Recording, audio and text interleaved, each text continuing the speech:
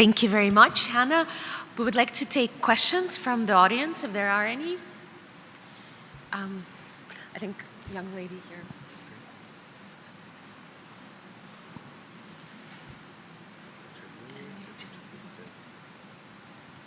Hi, I'd like to make a question to Professor Spagnolo Giancarlo.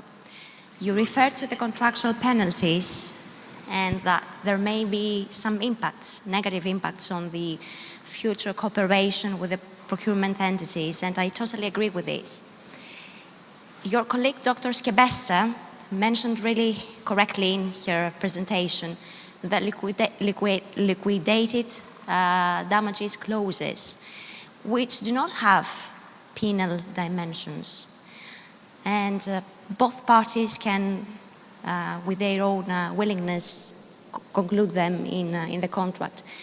Do you still believe that these kind of clauses may have consequences, negative consequences, on the collaboration with the procurement entities?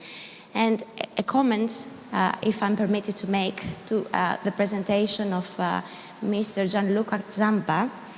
He mentioned the standing of consumers and that there is no role for consumers except probably in tenders for public concession. Am I right? What about the Cohn case and the umbrella damages claims recognized by the CJEU?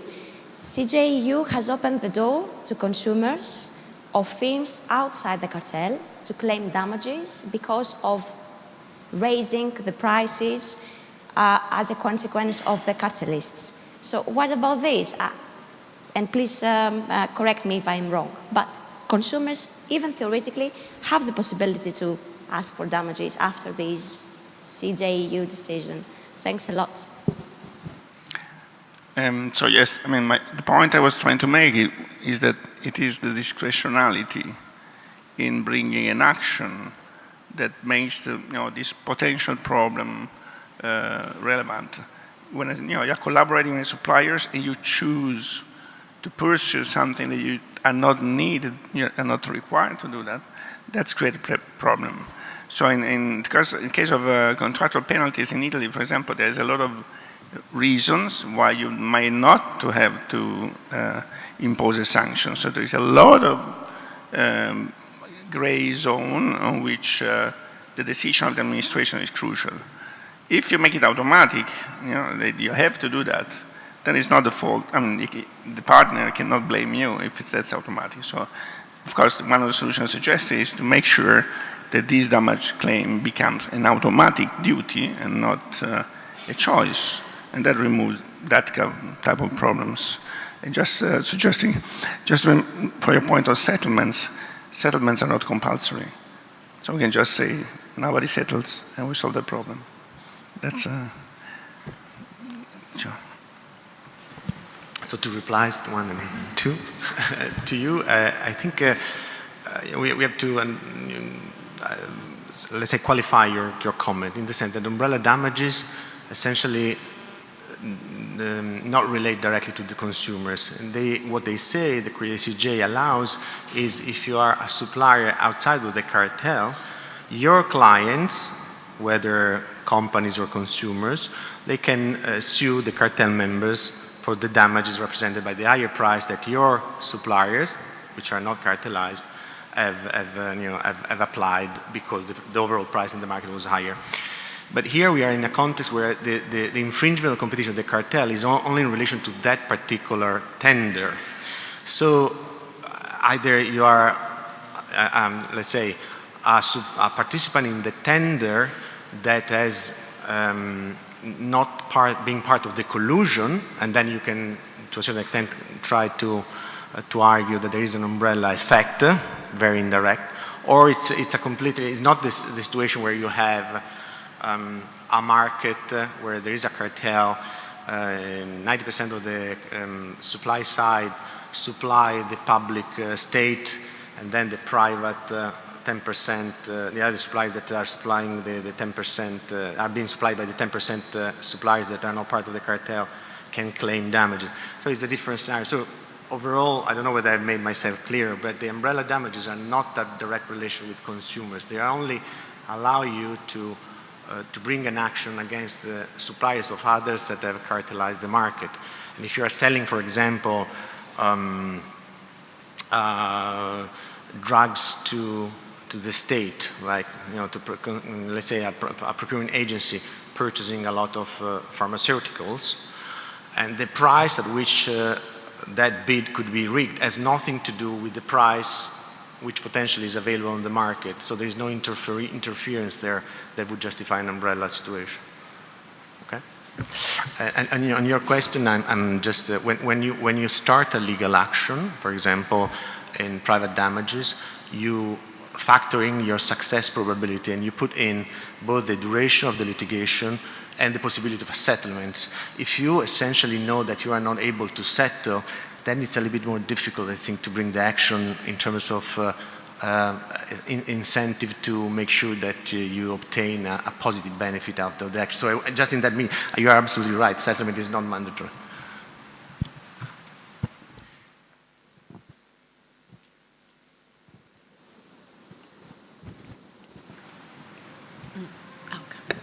Thank you very much. I have a question to Professor Spagnolo, but I guess it will be probably relevant for the rest of the panel as well. So when we compare private procurement to public procurement, and I very much like the arguments around the relational contracting, long-term partnerships, but I think there is, and I might be wrong here, I just had an impression that there is a big difference, is that Toyota knows its suppliers' cost structure, the quality of the products a lot more than a procurement administrator knows, right? The users of public procurement services and goods would know quality probably really well, but it's very different person than those who actually conduct a procurement procedure. And how we train procurement officers in most countries is in around an idea of a generic profession rather than having specific knowledge of all the different fields, because it's a lot harder, right? In Toyota it's relatively easy. The product is a lot more homogeneous than procuring everything from nuclear power plants to drugs and teaching, right? So in a sense, my question around this is, should we train procurement administrators differently? Should we, make them more like their private sector counterparts, knowing a lot more about the cost structures of the companies, knowing a lot more about the quality of the products? Because then, long-term relations become a lot more balanced, right? The information asymmetry is decreased. Okay, so this is a question that's a bit not exactly on the topic of this, but it's a big question because that's what the Americans have been doing for the last 20 years, and what the Europeans have not been doing. Okay, so we have very different outcomes in terms of many things. So it's a big question, and you may want to differentiate the fields. If you're buying jets and missiles, of course you want to go in some direction, and when you're buying shares, you're probably not. So it's a very big question. I think the first thing we need in Europe is what you are doing, data, to measure what's really needed. Because if we don't have the data, we cannot even say where the problem is, and we are hand-waving on theoretical legal concepts on problems that we don't understand, which is useless. Thank you. If I could just ask the question makers to introduce themselves as well. And we had a gentleman here waiting for his turn for a while.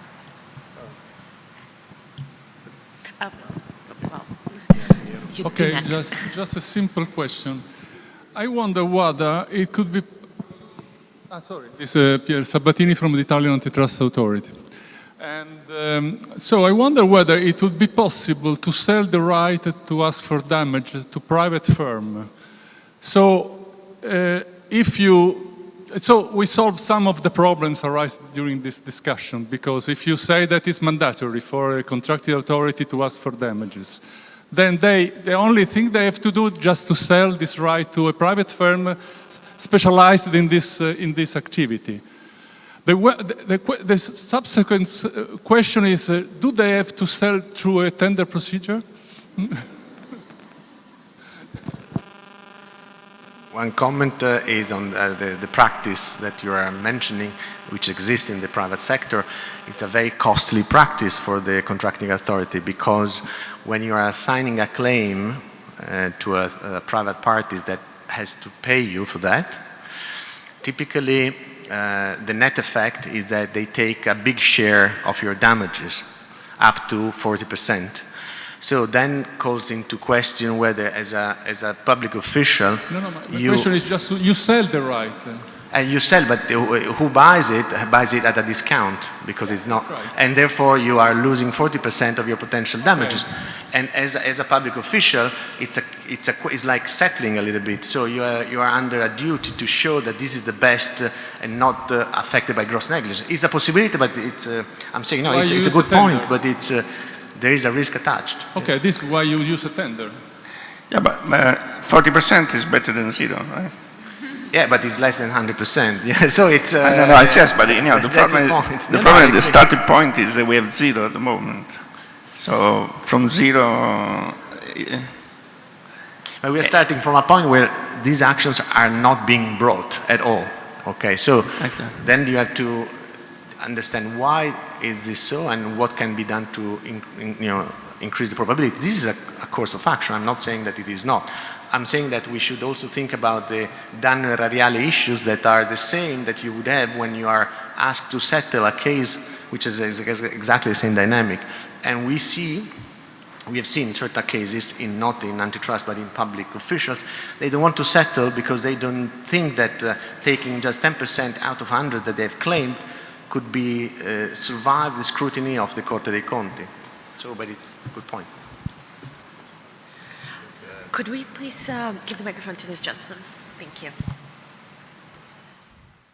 Thank you. Thank you, Gustavo Piga, University of Rome Tor Vergata. I want to express a little bit of my discomfort, and I want to start by talking about procurers. Procurement units often do not like to report cartels, even when they spot one, which is quite rare, because they typically care for something else. Whether they care about final delivery, which I think is very akin to quality. They may care about good relationship, which sometimes is akin to quality. They may care about their own risk aversion. And I actually think that citizens, many times, if you put them in front of issues to price versus issues of quality of public procurement, they may choose as more relevant, in some cases, not all of them obviously, quality. So maybe procurers are wrong to have that vision, but I think that when we talk about competition, we should always have the two dimensions in mind, the price and the quality one. So taking that perspective, I think we should not only talk about damages related to price, but damages related to quality. So my question maybe to Giancarlo, or maybe to all of you, since Giancarlo started looking for solutions, is maybe in a deterrence perspective, why should we not talk about an apparently successful model of deterrence of bad quality, which is the Japanese solution of allowing good cartels to rule the world. Yes, I know I'm ruining the conference, but this is why I was saying this is a good way to end the conference, Smith. Who would like to tackle this question? You have to be Japanese. Yeah, not everybody is Toyota. So, I mean, yeah, I leave the question to the lawyers. You see.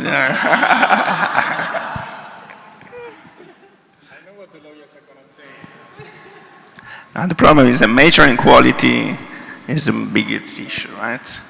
And if you could measure quality and price, and the cartel delivers a better deal than a competitive auctions, then you should allow the cartel. The problem is always, these measurement issues and so on. Rules are there because we can't measure performance. If we could measure well and better performance, we wouldn't need rule.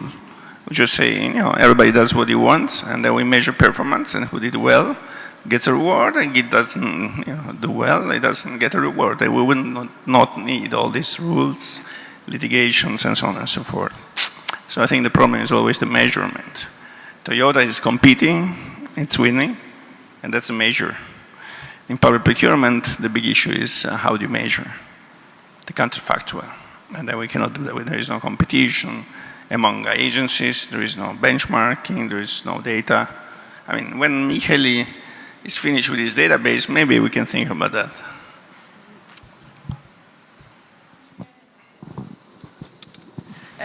Very brief answer. So I think one thing that could perhaps reflect in some way quality more than simple price considerations would be to enable class actions by taxpayers. So the taxpayer can choose, are we happy with this cartel or not? And if we are not, then we press charges against it. And there is actually a case from Canada in which the courts denied basically standing to taxpayers that wanted to claim damages. And I think that would be quite the normal solution, probably. Thank you. If there are no more questions, then I'd like to thank the speakers again and everybody for attending and participating so energetically. Thank you.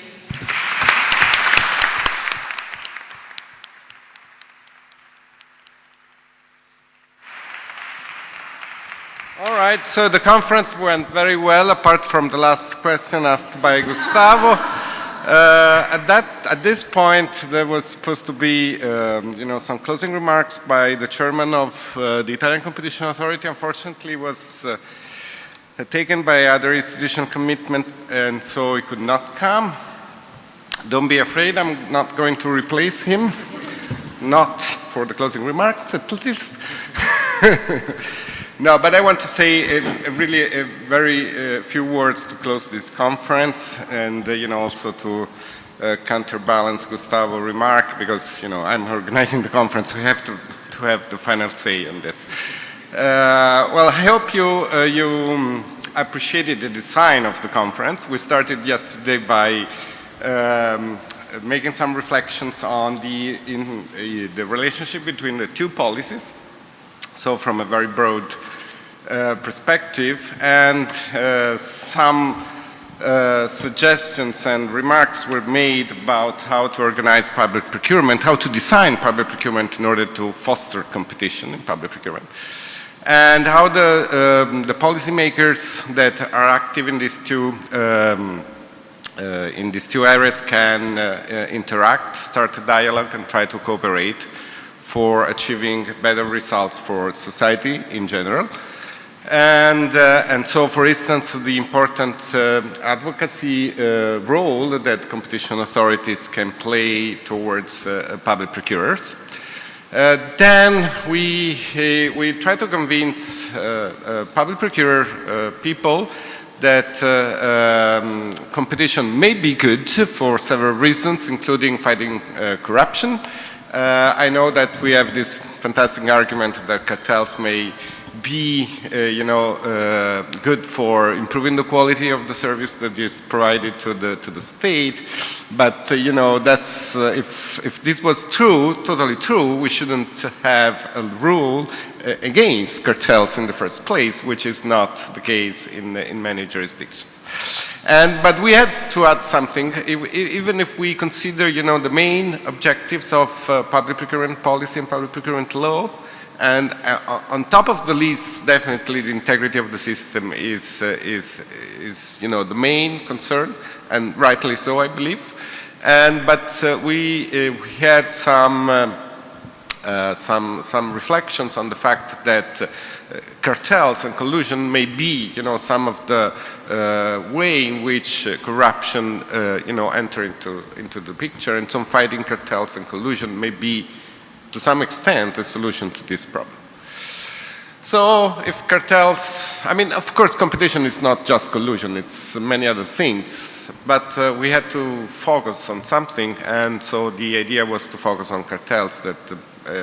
Are likely to be the main problems in public procurement contracts. And so we started with, tools that can be used to screen, to get, some clues, some hints on the existence of illegal behavior. And that, I think, was a very terrific session because, a lot of work is going on in this area, so we may expect to have better data in the near future and better instruments to be used by competition authorities, by contracting authorities to investigate those factors. And then today we moved a little bit, on in this path from the screening to proving the existence of a cartel, of some misconduct. And that discussion was also incredibly interesting.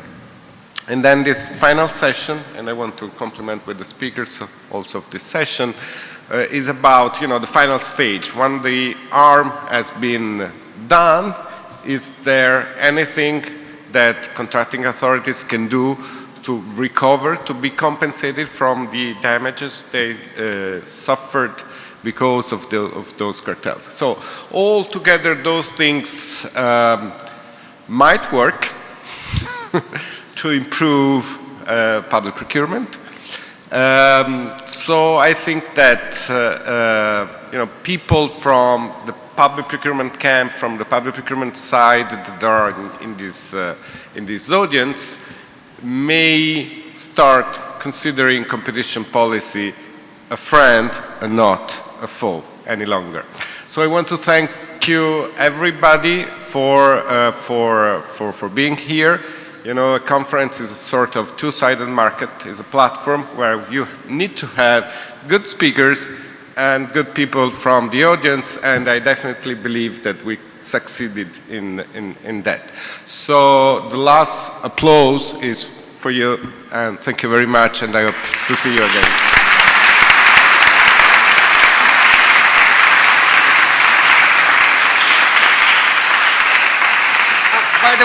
By the way, the Learconference ends here, but not, the public procurement days.